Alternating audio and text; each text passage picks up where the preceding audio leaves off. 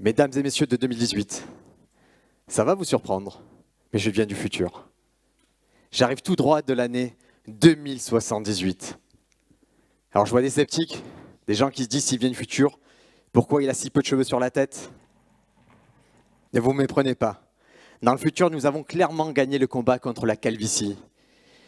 Mais si j'ai choisi d'apparaître devant vous comme monsieur, avec un cheveu sur deux sur la tête, c'est pour vous paraître plus familier, comme un Jean-Pierre ou un Jean-Luc de votre époque. Je vois encore des sceptiques, des gens qui pensent que je blague, que j'invente, que je mitonne, que je fabule, que je rigole. Oui, dans le futur, nous aimons utiliser de nombreux synonymes pour exprimer une pensée simple. Les droits d'auteur étant décomptés à la seconde, je vais gagner un petit peu d'argent avec ça. C'est normal que vous soyez sceptique. C'est la première fois que vous êtes confronté à une altération du temps et de l'espace. Et pour vous prouver que je viens bien du futur, que j'ai des connaissances que seul un habitant de 2078 peut avoir sur votre époque, je vais maintenant réaliser 3 prédictions qui vont se vérifier par mon intervention. Ma première prédiction est que le téléphone du caméraman va sonner et qu'il sera gêné, mais pas tant que ça. C'est qu'un membre de l'audience, homme ou femme, va avoir une crise cardiaque pendant mon intervention et qui n'aura pas la décence d'attendre la fin de celle-ci pour décéder. Un peu par obligation, beaucoup par manque de politesse. Ma troisième prédiction, c'est qu'un écureuil géant va venir sur scène danser, sur la musique de Carmina Burana, et il vous épatera par son charisme.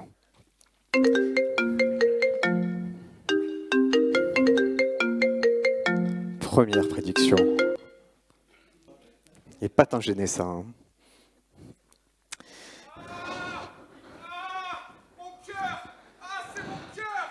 Ah, vous aviez raison depuis le début! Vous êtes Goodbye!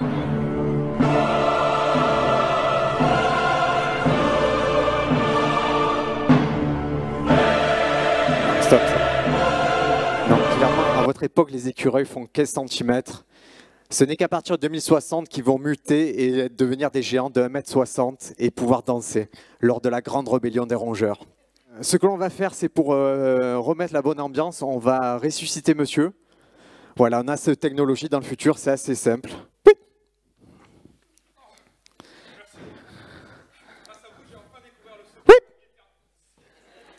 Non, si tu dis le secret, ça ne marche pas, vous le découvrirez bien plus tard. Je vais te réanimer, mais tu dois rien dire, d'accord? Oui. Non, tu dois rien dire. Voilà. Alors, pourquoi suis-je ici? Pour réparer une erreur commise par les organisateurs du TEDx Canebière. Dans le futur d'où je viens, cette conférence a déjà eu lieu. Le dernier intervenant était un ventriloque bulgare, accompagné d'une poupée constituée de chaussettes recyclées. Son intervention a été une catastrophe. Il a gâché le TEDx. Car en plus d'être médiocre en ventriloquie, il s'est révélé légèrement misogyne et totalement nationaliste. Sur Twitter, des hordes de haters, ce qui est un pléonasme, sur Twitter, les internautes se sont emparés du phénomène et ont contraint les organisateurs du TEDx Canebière à mettre la clé USB sous la porte. Certains sont devenus alcooliques, d'autres sont tombés dans la dépression, d'autres ont cumulé les deux en travaillant à la mairie de Marseille. Mais tous ont regretté toute leur vie d'avoir programmé ce ventriloque bulgare dont le nom laissait présager un désastre. Hilario, le ventriloque borgne rigolo, accompagné de Poupette, sa poupée nationaliste. Pour ça, maintenant je suis là pour le remplacer et je vois qu'il y en a qui ont dû, en 2078, les petits-enfants des organisateurs du TEDx Canebière ont entendu leurs grands-parents pendant des années se plaindre de cet événement en particulier. Et en 2078, quand le premier protocole de voyage dans le temps a été instauré, ils ont organisé un Kickstarter pour me renvoyer dans le passé et corriger les erreurs de leurs grands-parents. Alors je vois qu'il y en a qui ont du mal avec le voyage temporel. Je pensais que vu le prix étiqueté, vous étiez CSP+. Je crois qu'il y a beaucoup d'invités ce soir. Hein. Vous ne dépasserez pas le stade de la seconde équation, c'est pas grave. Est-ce qu'il y en a qui se demandent encore où sont passés Hilario, le ventriloque borgne rigolo et Poupette? Quittez immédiatement la salle, vous n'avez pas du tout le niveau du TEDx. Alors quand les organisateurs m'ont dit le sujet de la conférence, c'est retour vers le futur, ils ont cru bon de préciser, surtout, tu ne parles pas du film. Et le film? Quel film? Le film de science-fiction américain réalisé par Robert Zemeckis? sorti en 1985. Le film dont l'intrigue relate le voyage dans le passé de l'adolescent Marty McFly, aidé par le Doc Emmett Brown, à l'aide d'une machine à voyager dans le temps constituée d'une voiture de DeLorean de modèle MC12. Plongé de 85 à 1955, Marty McFly doit aider du Doc de 1955 résoudre les paradoxes temporels induits par sa présence dans le passé et réparer la machine pour retourner à son époque d'origine. C'est ce film-là que vous parlez? Aucun riz, je ne l'ai même pas vu. Par contre, je viens de gagner l'équivalent de la Grèce en droit d'auteur. Oui, dans le futur, comme dans le passé, le présent, c'est mieux d'être riche. Beaucoup mieux. Si vous êtes riche, ça veut dire qu'en 2039, vous allez pouvoir quitter la Terre. Ce qui sera une bonne idée. Il fera 53 degrés en hiver et Despacito sera toujours numéro 1 au top 50. À mon époque, l'eau a tellement monté que l'Afrique fait la taille de la Corse, que la Corse est l'Atlantide et que Marseille n'existe plus. Ce sont 3 bonnes raisons de continuer à polluer, me direz-vous. Mais abstenez-vous si vous êtes pauvre ou allergique à l'iode. À mon époque, dans le futur, la ressource la plus précieuse, c'est l'eau potable.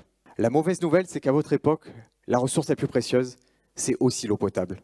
Mais comme il suffit d'ouvrir le robinet pour en avoir, vous n'y faites plus du tout attention. Est-ce que vous savez qui détient les plus grandes réserves d'eau en 2018? C'est le Canada. En 2036, la présidente Céline Dion va fermer les frontières du Canada. Elle va déclarer le Québec nation souveraine aquatique indépendante et épouser un dauphin beluga. Dauphin beluga avec qui elle aura 6 enfants. 6 enfants particulièrement cruels, dont l'activité principale sera de renverser des barques de migrants climatiques, rendant vraie l'expression migration climatique, beaucoup d'appelés, peu d'élus. L'eau, le cycle de l'eau, c'est très simple, il y a de l'eau, elle s'évapore, il pleut, il y a de l'eau. À l'heure actuelle, il y a de l'eau, on la pollue, elle s'évapore, il pleut de l'acide. L'acide s'évapore, Godzilla arrive. Vous utilisez principalement l'eau actuellement pour l'agriculture. Nous, on a résolu ce problème, il n'y a plus d'agriculture. Il n'y a plus de fruits, beaux ou mauvais, il n'y a plus de légumes. La terre est stérile. Et vous, le problème de votre agriculture, ce n'est pas de produire en quantité insuffisante, mais de produire en quantité disproportionnée. Qui a besoin de manger des tomates en hiver ou des blettes en été? Personne. Personne n'a jamais besoin de manger de blettes, c'est dégueulasse. La blette est un repas ce que Karim Benzema est à l'équipe de France. On pourrait en vouloir, mais non, on va s'en passer en fait. Actuellement, dans les supermarchés, on trouve des mandarines épluchées, vendues dans des emballages plastiques. Vous savez qui c'est qui a fait le travail de mieux emballer la mandarine que vous? La mandarine elle-même, elle était déjà emballée. C'est comme si demain on vendait des bananes épluchées dans des sacs bananes. Ça n'a pas de sens. Ça va les petits vieux, vous suivez toujours? Ah oui, j'ai oublié de vous dire, dans le futur on est cash. Tout ce qui nous vient à l'esprit, on le dit. On n'a plus de limites. La corollaire à ce phénomène, c'est qu'on est tous complètement débiles. On est tous très cons dans le futur.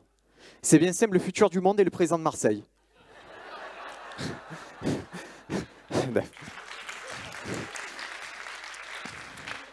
Tout a commencé par la perte du langage écrit, la perte des dictionnaires, l'invention des SMS. À mon époque, toute la transmission se fait à l'oral.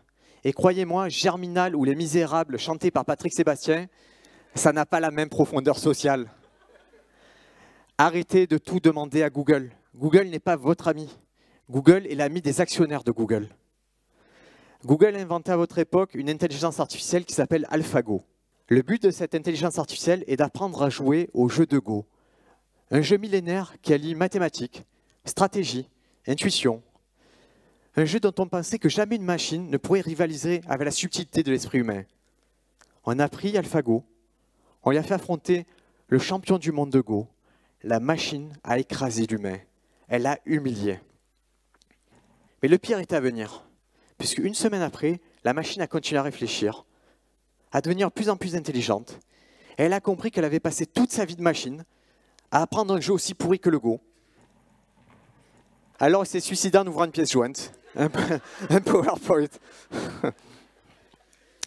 L'intelligence artificielle, aujourd'hui, elle est partout, on vous l'a dit. Elle est dans vos téléphones, elle est dans vos maisons, elle est dans vos voitures. Le seul endroit où l'intelligence artificielle n'est pas, c'est à l'école. C'est-à-dire le seul endroit où on distribue de l'intelligence, il n'y a pas d'intelligence artificielle. Par contre, il y a des distributeurs de préservatifs et de Coca-Cola. Car c'est vrai qu'un brevet bien réussi se fait d'une orgie dans le Coca, c'est connu. Il n'y a jamais un chercheur ou un développeur qui s'est dit que peut-être une intelligence artificielle pourrait corriger les copies à la place d'un professeur et le décharger de ce stage un peu rébarbatif, que peut-être l'intelligence artificielle pourrait évaluer les élèves chaque soir et les aider sur les points qu'ils n'ont pas compris. Non, l'intelligence artificielle est à l'école ce que la morale est à la politique, la meilleure solution qui ne sera jamais appliquée. Mais rassurez-vous, dans le futur, l'école n'est plus obligatoire. Il suffit d'écrire les diplômes que vous voulez sur LinkedIn et personne ne vérifie votre CV. C'est comme aujourd'hui. C'est pour ça qu'actuellement, moi, je suis titulaire d'un master en archéologie, spécialisé dans la confection des pâtes à carbonara, ainsi qu'ingénieur en clé USB. Mesdames et messieurs, de 2018, je ne vais pas pouvoir rester beaucoup plus longtemps avec vous. Tout simplement, le voyage dans le temps est rendu possible grâce à cette machine. C'est un transpondeur temporel à ionisation félinisée. Alors comment ça marche? On prend un chat. Ce chat, on l'introduit dans cet orifice. Il est broyé, ce qui libère son énergie féline et permet le voyage dans le temps. Il faut à peu près un chat par minute d'intervention. Voilà, on arrive au bout d'une portée. C'est pour ça que je vais m'en retourner à mon époque, mais ami de 2018, spectateur du TEDx Canebière, là c'est un moment où il faut que vous soyez honnête avec moi. Est-ce qu'il y en a qui croient encore que je ne viens pas du futur? À cela, je n'ai qu'une réponse à apporter.